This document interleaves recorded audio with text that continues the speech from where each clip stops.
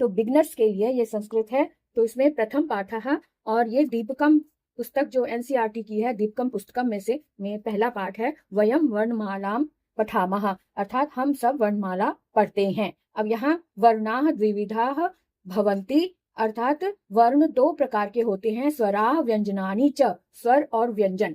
अब स्वर क्या होते हैं, सबसे पहले हम स्वरों के बारे में जानेंगे। स्वराः, तो स्वराणाम उच्चारणम स्वतंत्र रूपेण भवन्ति, स्वरों का उच्चारण स्वतंत्र रूप से होता है। स्वराः द्विविधा सन्ति, स्वर भी दो प्रकार के होते हैं, समानाक्षराणि संध्याक्षराणि च, अर्थात यहाँ पर समान अक्षर, अर्थात जैसे अ और आ दोनों तरफ समान अक्षर हैं, लेकिन इन्हीं में ह्रस्व और दीर्घ का अंतर होता है। तो समान अक्षर में ह्रस्व और दीर्घ की बात होती है। जिसको बोलने में सबसे कम समय लगता है उसे हम ह्रस्व बोलते हैं, जिसको बोलने में 2 गुना समय लगता है उसे हम दीर्घ बोलते हैं। इसको जब हम बोलेंगे तो हम बोलेंगे अ, और इसको बोलेंगे तो आ, लंबी आवाज आएगी, ई लंबी आवाज आएगी। इसको बोलने में हल्का सा समय लगा, ओ जल्दी से आवाज खत्म होगी, लेकिन इसको बोलेंगे तो हम देर तक बोलेंगे, ऊ रि री, और री ह्रस्व ही होती है, दीर्घ नहीं होती।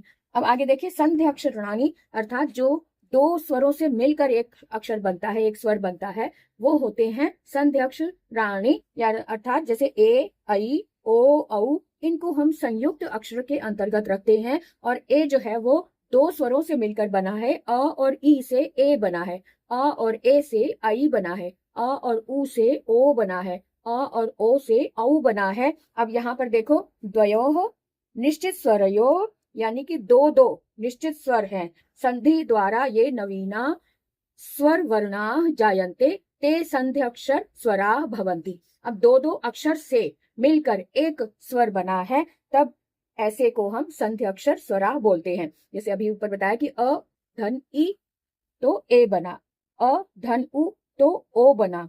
इसी तरह से अ धन ए तो बड़ी ए, जिसको हम बड़ी ए बोलते हैं, एक्चुअल में ये ए, इसको ए ही बोलेंगे, अ धन ए ही बना, अ धन ओ औ बना। इनकी मात्राओं में वृद्धि हो जाती है। जब हम संधि सीखेंगे तब हम इन्हें और अच्छे से समझ पाएंगे कि संयुक्त अक्षर क्या होते हैं, संयुक्त स्वर कैसे बने, इसके बारे में और विस्तार से जानेंगे। तो अभी तक हमने देखा था कि स्वर किसे कहते हैं। अब हम देखेंगे व्यंजन, व्यंजनानी। तो व्यंजन क्या होते हैं? व्यंजन एक सिंपल तौर पे हम समझ लें कि व्यंजन वो होते हैं जो स्वरों की सहायता से बोले जाते हैं। बिना स्वर की सहायता से हम व्यंजनों का उच्चारण नहीं कर सकते। तो कैसे, ये देखें, व्यंजना नाम उच्चारणे कस्यचित् स्वरस्य सहायता अवश्यम भवति, अर्थात व्यंजनों का उच्चारण किसी स्वर की सहायता से अवश्य होता है, यानी व्यंजनों के उच्चारण में किसी स्वर की सहायता अवश्य होती है। अतः वर्णमालायां व्यंजनानां उच्चारणार्थम सर्वत्र अ स्वरस्य योजनम भवति, अर्थात वर्णमाला के व्यंजनों का उच्चारण बोलने के लिए सर्वत्र अर्थात सभी जगह अ स्वर का योजन होता है, यानी अ स्वर को जोड़ा जाता है। उदाहरण के लिए क है, क व्यंजन है, लेकिन क में ये हल लगा हुआ है, लेकिन ये तभी मुख से तभी आवाज बाहर निकलेगी जब इसके अंदर अ स्वर मिलाया जाएगा। क में अ मिलाएंगे तब हम इसको बोलेंगे क, है ना। ख में अ मिलाएंगे तब हम इसको बोलेंगे ख, ग में अ मिलाएंगे तब हम बोलेंगे ग, क्योंकि इसको बोलते समय देखो लास्ट में अ की आवाज आती है ना, ध्वनि आती है, क देर तक बोलेंगे तो अ की ध्वनि आ रही है, तो वो जो ध्वनि है वो यही स्वर है। इस स्वर की वजह से हम मुख से इसकी आवाज निकाल पाते हैं या इसका उच्चारण कर पाते हैं। तो क में अ मिला क, ख में अ मिला ख, ग में अ मिला ग, घ में अ मिला घ। इस तरह से हम व्यंजनों में स्वर को मिलाकर इनको बोलते हैं। अत्र व्यंजनम, केवल जो व्यंजन होते हैं वो केवल ऐसे होते हैं जिसमें स्वर नहीं है। जब स्वर नहीं होता तब इसको हम ऐसे लिखते हैं, क में नीचे इसको हल लगाते हैं। और जो हल होते हैं, माहेश्वर सूत्र के अनुसार हल का मतलब ये है जो व्यंजन, इत्येव अस्ति, ऐसे होते हैं। अत्र अस्वरः केवलम उच्चारणार्थम योजितः अस्ति, यहाँ पर अस्वर केवल उच्चारण के लिए जोड़ा गया है, जोड़ा जाता है। कैसे? व्यंजना नाम चत्वारः भेदाः सन्ति, व्यंजन के 4 भेद होते हैं। वर्ग्याः अर्थात स्पर्शाः वर्णाः, वर्ग्य अर्थात जिसे स्पर्श वर्ण बोलते हैं। स्पर्श व्यंजन वो होते हैं जिन्हें हम मुख के किसी ना किसी भाग को छू कर उच्चारण करते हैं। तो क वर्ग ये 5 वर्गों में बांटा गया है। वर्ग्या अर्थात वर्ग है, ये 5 वर्ग हैं, क वर्ग, च वर्ग, ट वर्ग, त वर्ग और प वर्ग। ये 5 वर्गों को हम स्पर्श व्यंजन कहते हैं। क्या बोलते हैं? स्पर्श व्यंजन। और हर एक वर्ग में 5-5 वर्ण होते हैं। क ख ग घ ङ। च वर्ग में च छ ज झ य, और इन सभी में अ स्वर मिला हुआ है ना, इन सभी में अ स्वर मिला हुआ है, इसीलिए हम इसका उच्चारण कर पा रहे हैं। तो ट वर्ग में ट ठ ड ढ ण, ट वर्ग में त थ द ध न, प वर्ग में प फ ब भ म। ये हो गए वर्गीय अर्थात स्पर्श व्यंजन। उसके बाद देखेंगे हम कि वर्गीय स्पर्शा व्यंजन वर्णा स्वकीय उच्चारण स्थानु अनुसारेण पंचसु वर्गेषु विभक्ताः भवन्ति, अर्थात इन स्पर्श व्यंजन वाले वर्णों को स्वकीय उच्चारण, इनका अपना उच्चारण करने के लिए स्थान, इनके स्थान के अनुसार अर्थात उच्चारण स्थान जो इनका निश्चित किया गया है, इनको पांचों में ही, पांचों वर्गों में विभक्त किया गया है। उच्चारण स्थान के अनुसार ही इनको 5 वर्गों में विभक्त किया गया है। कैसे, इसको फिर से देख लें कि ये क वर्ग जो है, ये इसका उच्चारण स्थान इसका उच्चारण स्थान कंठ होता है, तो पांचों ही वर्णों का उच्चारण स्थान भी कंठ ही होगा। क ख ग घ ङ। च वर्ग का स्थान तालु होता है, च वर्ग का उच्चारण स्थान तालु होता है, इसलिए पांचों वर्णों को एक वर्ग में रखा गया है, क्योंकि इन पांचों वर्णों का उच्चारण स्थान तालु है। और ट वर्ग में जितने पांचों आए हैं, इन सब का उच्चारण स्थान मूर्धा होता है, इसलिए इसको एक वर्ग में रखा गया है। ट वर्ग का उच्चारण स्थान दंत होता है, इसलिए इन पांचों को हमने दंत उच्चारण स्थान होने के कारण इसको हमने ट वर्ग में रखा है। प वर्ग का उच्चारण स्थान ओष्ठ होता है, इसलिए इन पांचों को हमने ओष्ठ उच्चारण स्थान होने के कारण इसको हमने प वर्ग में रखा है। प बोलने के लिए हमने दोनों ओंठ को जोड़ना पड़ता है, तब प फ ब भ म इस तरह से उच्चारण होता है, या ध्वनि इस तरह से बाहर आती है। अब आगे देखें कि अंतस्थ क्या होता है। दूसरा है अंतस्थ। अभी तक हमने देखा स्पर्श व्यंजन क्या होते हैं, वर्गीय अर्थात स्पर्श व्यंजन, स्पर्शा वर्ण क्या होता है। अब हम देखेंगे अंतस्थ वर्ण। अंतस्थ, स्थ का मतलब होता है स्थित होना, और अंत का मतलब अंदर की तरफ। अंदर की तरफ जब हम सांस को लेकर रोक लेते हैं गले के पास, तब ये वाले वर्ण बोले जाते हैं य र ल व। आस्था वाले ये जो अंतस्था वाले य र ल व हैं, इनको बोलने के लिए हम इस तरह से समझ सकते हैं कि इनको अर्थात में अर्ध स्वरा कहा जाता है, क्योंकि ये अपने आप में पूर्ण नहीं है, ये दो स्वरों से मिलकर बने हैं। ई और अ से य बनता है, और य भी आधा है, य में अ मिलाएंगे तब ये पूरा य बनेगा। इसी तरह से री में अ मिलाया तो र बना, और र में अ मिलाया तो र पूरा हम उच्चारण ध्वनि के साथ बोल सकते हैं। अब इसको इस तरह से समझ सकते हैं कि य में अ मिलाया, जैसे यदि अपि। अब ये य तभी हम बोल पाए हैं क्योंकि इसमें अ स्वर मिलाया, यदि अपि मिलाया तो शब्द बना यद्यपि। ऐसे ही री में अ मिलाया तब ये र बना, समझ रहे हैं ना। ये री में, ऋषि वाले री में अ मिलाएंगे तब ये र बना, और र में भी अ स्वर मिलाएंगे तब हम इसको र पूरा बोलेंगे। जैसे कि पितृ आज्ञा है, तो ट में जो री मिला हुआ है, इस री में ये वाला आ मिला तब ये रा पूरा बना, तो पित्राज्ञा तब हम बोलेंगे। तो जो ट और र है ये तो संयुक्त है, ये वाला त आधा हो गया, और ये वाला र में आ मिलाया तब ये रा पूरा बना, पित्राज्ञा।